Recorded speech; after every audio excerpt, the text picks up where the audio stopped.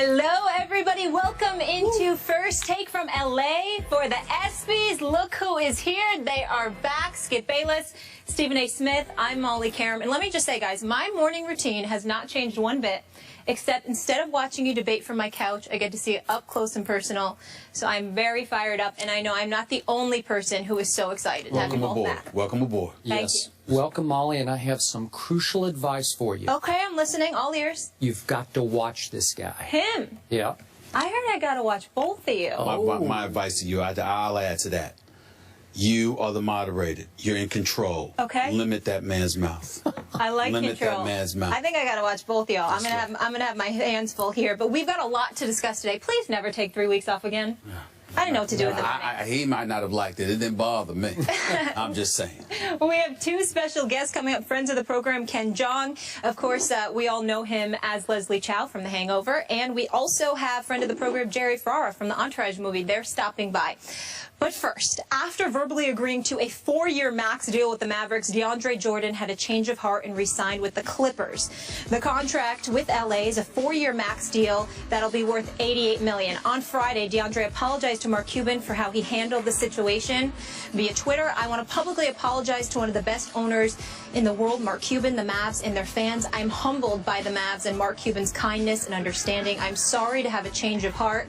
However, Mark Cuban wasn't buying it and saying on Cyberdust, when is an apology not an apology when you didn't write it yourself? Next. Stephen A. Smith, what is your take on the DeAndre Jordan situation? Well, first of all, let me say for the record, I have no problem with the fact that he elected to stay with the Los Angeles Clippers.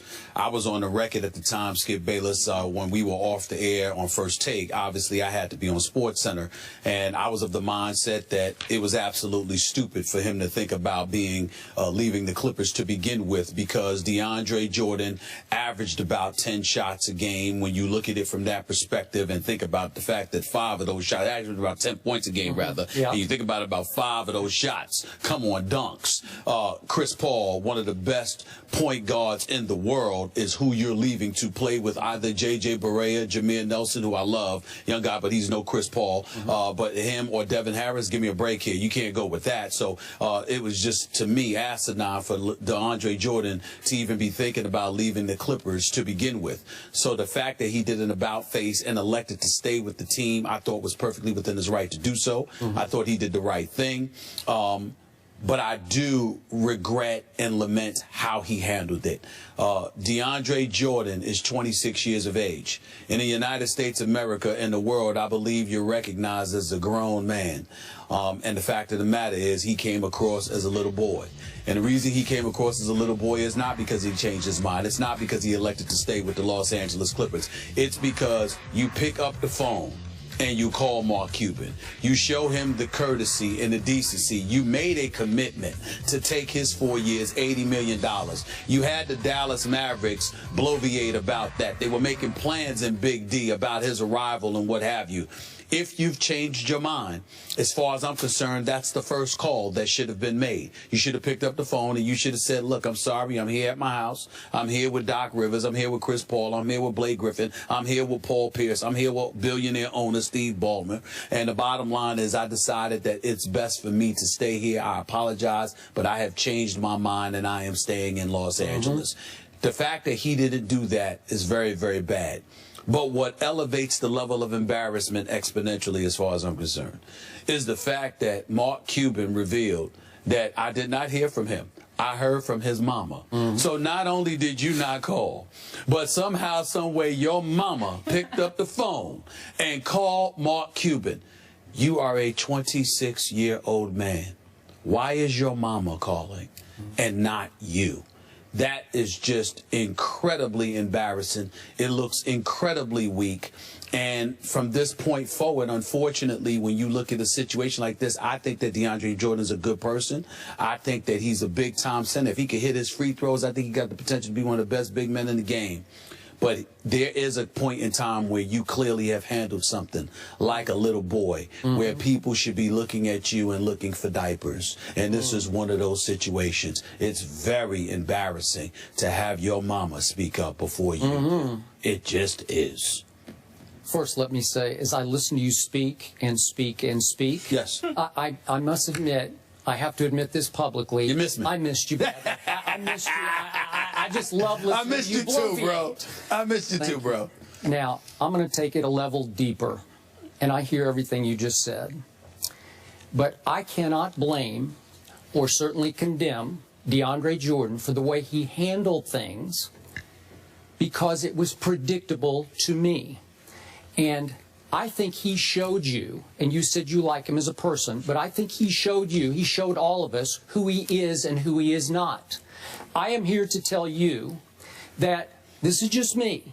When it comes to his basketball character, his mental toughness, this is why I would not want this man on my team or in my NBA foxhole, because he reacted predictably to me, because he panicked when he realized he was going to be the man making the max in Dallas, Texas. He was going to be the face of a franchise when, in fact, as you know full well, he's most comfortable and most suited for being the third wheel for the Los Angeles Clippers. So when it struck him, oh my God, I might crumble under this pressure in Dallas, he folded and fled immediately back to a Chris Paul and a Doc, who for the first time, I believe, in all their tenure together, showed him a little love and respect. Wouldn't you agree with that? I don't think it was the first time, but I hear you. Well, he bellyached about, oh, Chris is always on me and he's always pointing fingers at me when he deserved to have fingers pointed at him. He deserved to have You know fingers what? pointed at him. And by the way, DeAndre Jordan is known to have an attitude on occasion inside the Clippers locker room where he gets in other guys' faces as well. So let's not act like Chris Paul is the bad guy. No. And he was the innocent bystander. No, and I agree with you. DeAndre made the right basketball decision because Dallas was going to be a middling team with DeAndre, and the Clippers are back to being a Western Conference contender with DeAndre. So he did the right thing to go back to Chris Paul because we know DeAndre's got big talent. He can defend, he can rebound, and he can definitely lob dunk, especially when he's fed by Chris Paul. He's a Skywalker. He's a Skywalker. But can he make big, crucial fourth-quarter free throws? Has he figured out how to do that yet? No, he has not. Well, he could barely make crucial first-quarter free throws. Well, that's what I say. That's who this guy is not. But the Clippers are comfortable with who he isn't because they've been playing and winning with who he is not. So to me, bottom line, the joke is on the Dallas Mavericks here because they bet on the wrong guy. They should have seen this coming. And let me make a quick point. We're about to speak about my San Antonio Spurs. The Spurs could have been in on this derby, too. They could have said, hey, if we don't get LaMarcus, we want DeAndre. They were very quiet about DeAndre because he's not their cup of NBA tea. They don't want him on their franchise. Well, I respectfully disagree with that. I think that DeAndre Jordan would be an incredible asset to the San Antonio Spurs, especially playing alongside Tim Duncan, because Tim Duncan could play the 4 or the 5. Not their kind of guy. I'm just saying the versatility with his greatness, DeAndre Jordan could only get better from that. I think the other thing about it, if you want to sit there and malign DeAndre Jordan from that perspective as it pertains to the San Antonio Spurs, we'll get into that later, but I will tell you that Greg Popovich's mentality and how he approaches things and how he refuses to kiss anybody's tush, for lack of a better phrase. The bottom line is that ain't going to work because DeAndre Jordan clearly needed to be pacified. There's no doubt about that. But I'm not going to condemn the Dallas Mavericks for betting on the wrong guy. First of all, he wasn't the wrong guy.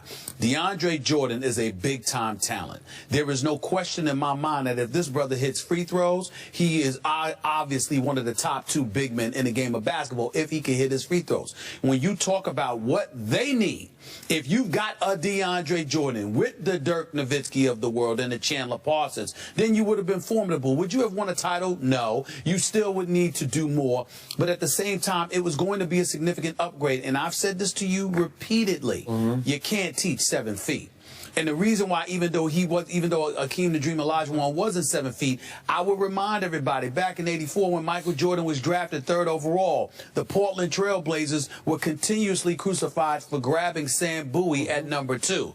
Nobody knocked the Houston Rockets for taking Akeem the Dream Olajuwon at #1, even though he never won a title until Jordan went into retirement and then ultimately. Well, they didn't then, but they might now. Yeah, but what I'm saying to you is that when you are 6'11", 7 feet tall, and you've got a requisite set of skills, you can't teach the size that comes with that. So nobody's going to knock the Dallas Mavericks. This is all on DeAndre Jordan.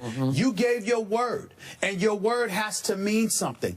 And the fact that he went against that, and it's a subject that I feel the need to touch on and bring it up right now. Skip Bayless, I want you to keep this in mind. Back in 2010, and LeBron James would seem to have nothing to do with this, but he's relevant here. Back in 2010, when LeBron decided to go to South Beach, nobody lamented his decision to go to South Beach outside of Cleveland. It was perfectly within his right. What you lamented was how he handled it. What was the rippling effect of that? There was a collective bargaining negotiation that took place the following summer. The owners were dogmatic and hardcore, and they really went after the players. And some people felt that to some degree, the level of vitriol contributed to the players was due in large part with how LeBron James handled that stuff. Then that following December, because the negotiations were in the summer of 2011, then the guys were locked out, only 66 games were played that season. Then in the aftermath of all of that, what happened, Skip? There was Chris Paul trade, 3-team deal involving the New Orleans Hornets at the time, okay, the Rockets, all right, and the Lakers. And Chris Paul was supposed to go to the Lakers. And David Stern, de facto owner of the NBA, owned the team at the time, the Hornets, because they were devoid of ownership. What happened? He nixed the deal. What in large part contributed to that? Dan Gilbert raising holy hell about how the Lakers were going to save $20 million in salary, $21 million in luxury tax dollars, and they're still getting the best player. Well, does Dan Gilbert send that letter if LeBron James sits there and picks up the phone and calls him and say, I'm sorry, I appreciate everything, but I'm willing to go. I'm looking to go. That was just bad blood. Yeah, but I'm saying because of how it's handled. So now you have this situation with DeAndre refusing to go, reneging. But very different than LeBron. It's very different. Because LeBron despised Dan Gilbert, the bridge had been burned. No, what I'm saying to you is that this free agent moratorium and other things that come into play, it's something that you're going to hear about, and it's something that's going to be revisited. And a lot of times players are in the throes of a negotiation and what have you, rightfully so, thinking about themselves, but devoid of the extended impact that it could eventually have on other players in the future. Should be shortened, though. No, I'm just telling you that owners are going to look at something like this, see how DeAndre handled it. Who's to say an owner, Molly, Skip, doesn't turn around in the future and say, you know what I committed to you about a week ago verbally, now I could change my mind. But there's an unwritten rule that your word is your bond during this period. That's and what there's I'm saying. Never been a glaring example like this one with DeAndre. But my point is, were you shocked that he didn't call back Mark Cuban or Chandler Parsons, who had recruited him? I was. I was not. I was. That's who the guy is and is not. I'm sorry. That's who he is. And they shouldn't have been surprised because just watch him play. Listen to Chris Paul. Listen to Doc before. He's a third wheel, and he panicked, and he was ashamed of his decision, and he ran back to the Clippers. And I can't blame him. God bless him. Onward and upward. I got you. As we move on, this is the thing that I don't understand, though. If you don't want to call and deal with it, why are you going to have your mother call? Why don't you have your agent call? Hide behind your representation. Well, in fairness to DeAndre, we don't know if he had his mother call. Sometimes mamas have the type of relationship where they take it upon themselves to do something, and they just do it. So I don't want to sit there and say that DeAndre did that, but it still looks very, very bad when your mama calls instead of you. No, he should have called, but he doesn't have the guts to call. That's what it was. Bottom line. All right. Well,